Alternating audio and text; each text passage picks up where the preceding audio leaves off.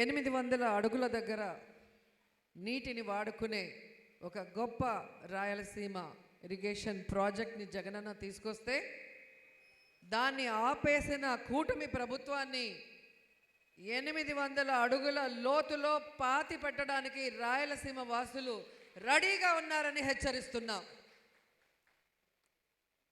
రాయలసీమకి ద్రోహం చేస్తే, రాయలసీమ ప్రజలు తిరగబడితే ఎలా ఉంటుందో రుచి చూపించడానికే ఈరోజు రాయలసీమకు సంబంధించిన అతిరథ మహారథులందరూ కూడా ఇక్కడ సమావేశమయ్యారని కూడా మీకు తెలియజేసుకుంటున్నాం. రాజశేఖర రెడ్డి గారు ఈ రాష్ట్రంలో రైతుల కోసం ఈ రాయలసీమ పొలాల్లో కృష్ణా జలాలు పరవళ్ళు తొక్కే విధంగా చేశారు. తండ్రి ఒక అడుగు ముందుకు వేస్తే కొడుకు జగన్మోహన్ రెడ్డి గారు 2 అడుగులు ముందుకు వేసి నేను ప్రజలకి మంచి చేస్తానని చెప్పడమే కాకుండా ఈ రాయలసీమలో శాశ్వతంగా నీటి సమస్య లేకుండా చేయడానికే ఈ రాయలసీమ లిఫ్ట్ ఇరిగేషన్ ప్రాజెక్ట్ని స్టార్ట్ చేయడమే కాకుండా దాదాపుగా 87% పనులు పూర్తి చేశారని కూడా మీ అందరికీ తెలియజేసుకుంటున్నాను. అలాంటి రాయలసీమకు సంబంధించిన ప్రాజెక్ట్ని ఇదే రాయలసీమలో పుట్టి ఈ రాయలసీమ గాలిని పీల్చి ఈ రాయలసీమ ఓట్లతో ముఖ్యమంత్రిగా 4 సార్లు కూర్చొని ఈ రాయలసీమ రైతులు పండించిన ధాన్యాన్ని తిని ఈ రాయలసీమకి ద్రోహం చేస్తున్న చంద్రబాబు నాయుడికి బుద్ధి చెప్పడానికి రాయలసీమలో ఉన్న ప్రతి ఒక్కరూ కూడా ఒక్కటై ముందుకు రావాలని కూడా కోరుకుంటున్నాను. ఎందుకంటే ఎప్పుడెప్పుడు చంద్రబాబు నాయుడు ముఖ్యమంత్రి అవుతాడో అప్పుడప్పుడు రాయలసీమకు ద్రోహం చేయడానికి రెడీగా ఉంటాడని ఆయన కంబైన్డ్ స్టేట్లో ఉన్నప్పుడు ఇచ్చిన జీవో చూస్తే మీకు తెలుస్తుంది. ఈరోజు మళ్ళీ ముఖ్యమంత్రి అయిన తర్వాత ఏ విధంగా రాయలసీమలో ఉన్న న్యాయ రాజధానిని తరలించాడు, రాయలసీమలో ఉన్న ఎయిమ్స్ని తరలించాడు, రాయలసీమకి నీటి హక్కుల్ని కల్పించే రాయలసీమ ఇరిగేషన్ ప్రాజెక్ట్ని ఏ విధంగా ఆపేశాడు అనేది రాయలసీమ వాసులందరూ కూడా గుర్తుపెట్టుకొని బుద్ధి చెప్పాలని కూడా మిమ్మల్ని అందరినీ కోరుకుంటున్నాను. ఎందుకంటే చంద్రబాబు నాయుడు అంత స్వార్థపరుడు నా జీవితంలో నేను ఎవరిని కూడా చూడలేదు. ఎవరికైనా వెన్నుపోటు పడటానికి ఆయనకి వెన్నతో పెట్టిన విద్య.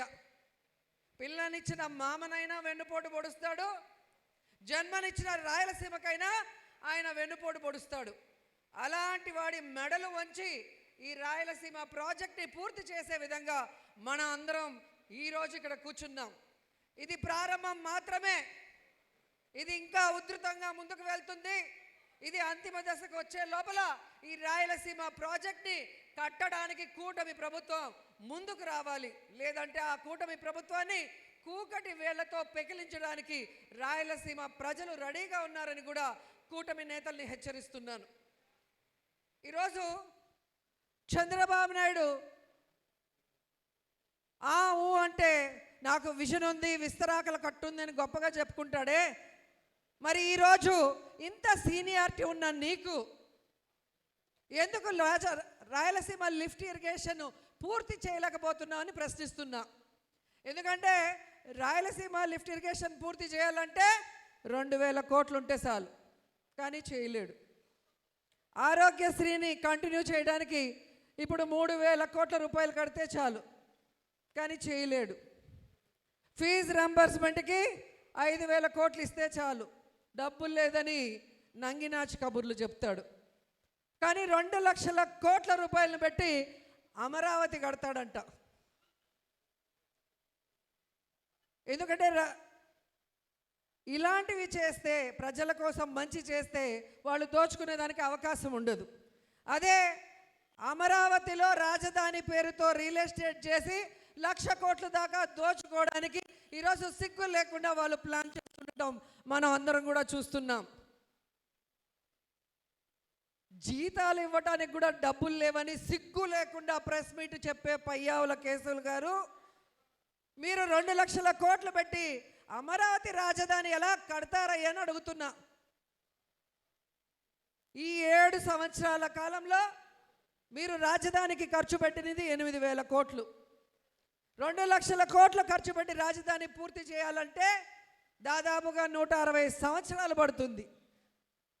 సో 160 సంవత్సరాలకు కూడా సాధ్యం కాని దాన్ని మీరు దోచుకోవడానికి ప్రారంభించి రైతులకి, మహిళలకి, విద్యార్థులకి, నిరుద్యోగులకి చేయాల్సిన ఏ అభివృద్ధి కార్యక్రమం, ఏ సపోర్టు కూడా చేయకుండా నువ్వు ఏ విధంగా ఈ రాష్ట్ర ప్రజల్ని నాశనం చేస్తున్నావు అనేది రాష్ట్ర ప్రజలందరూ కూడా గమనిస్తున్నారు.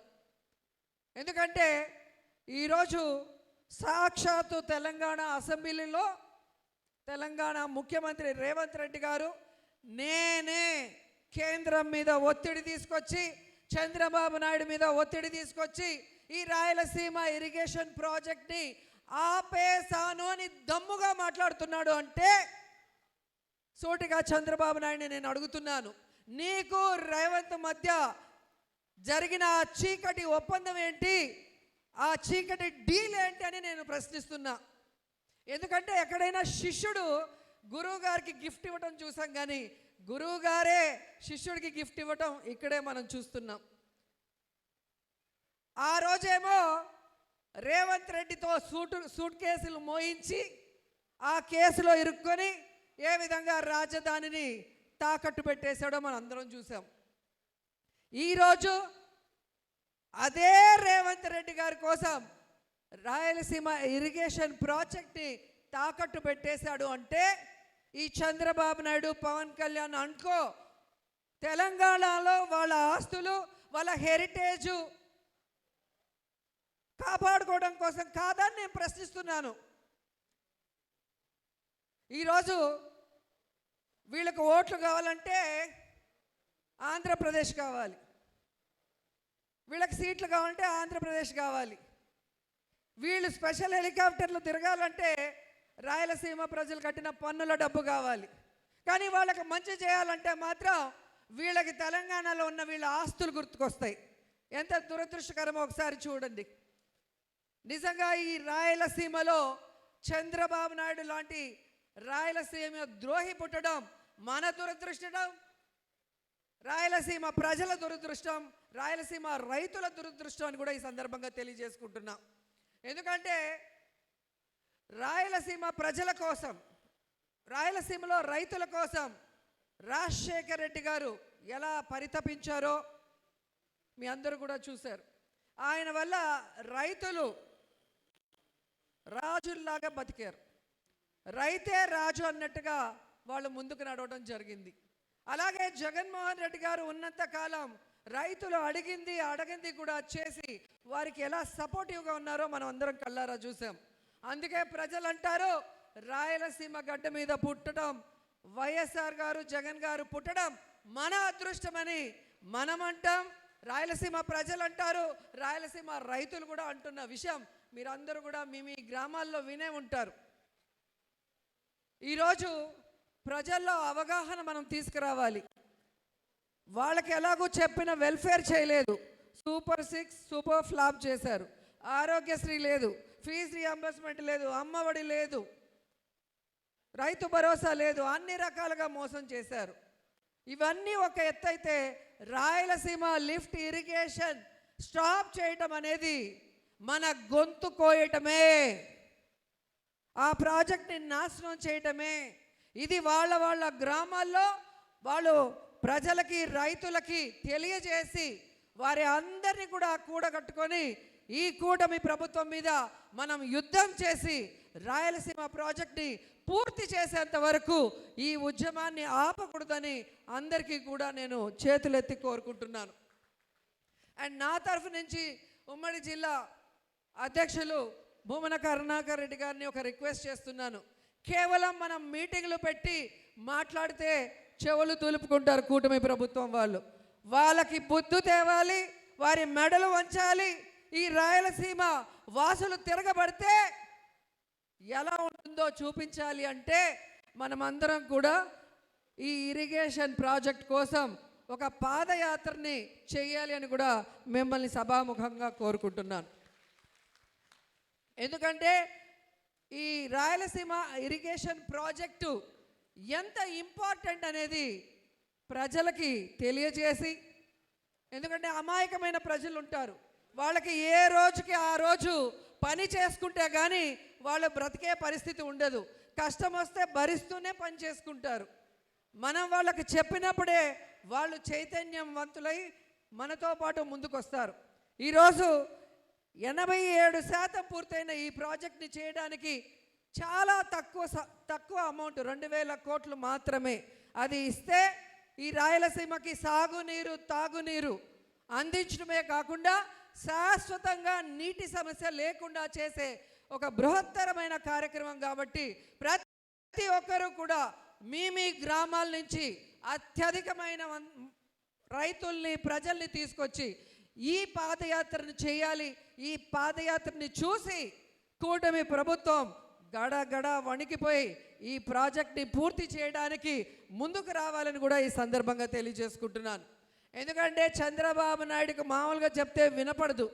దున్నపోత మీద వర్షం కురిచినట్టే ఇలా అనుకొని వెళ్ళిపోతాడు. ఆయనకి తెలిసేలాగా చెప్పాలి అంటే మనం చేసే ఆ పాదయాత్ర ఒక మహా ఉద్యమంలాగా మనం దాన్ని ముందుకు తీసుకువెళ్ళాలని కూడా కోరుకుంటూ, ఈరోజు ప్రజలకి, రైతులకి అండగా నిలబడి మన ప్రాంతాన్ని కాపాడుకోవాలని ఇంతమంది ముఖ్యమైన నాయకులందరూ కూడా ఇక్కడ ఒకటిగా రావటం చాలా సంతోషంగా ఉంది. మేమందరం కూడా మీరు ఎప్పుడు ఎలాంటి కార్యక్రమం ఈ ప్రాంతంలో ప్రజలకి అండగా నిలబడటానికి కోరినా మేము ముందుంటాం, చేయడానికి సిద్ధంగా ఉన్నామని కూడా తెలియజేసుకుంటూ, మరి ఇంకా ఎంతోమంది పెద్దలు ఈ రాయలసీమ లిఫ్ట్ ఇరిగేషన్ గురించి మాట్లాడడానికి రెడీగా ఉన్నారు. సో మీరందరూ కూడా బాగా వినాలి. దాని గురించి మీకు అవగాహన వచ్చినప్పుడే మీరు వెళ్ళి మీ నియోజకవర్గాల్లో చెప్పే అవకాశం ఉంటుంది. కాబట్టి పక్కన కబుర్లు లేకుండా చెప్పేది కరెక్ట్గా విని దాన్ని ముందుకు తీసుకువెళ్తారని నా సోదరి మనందరినీ కోరుకుంటూ సెలవు తీసుకుంటున్నాను.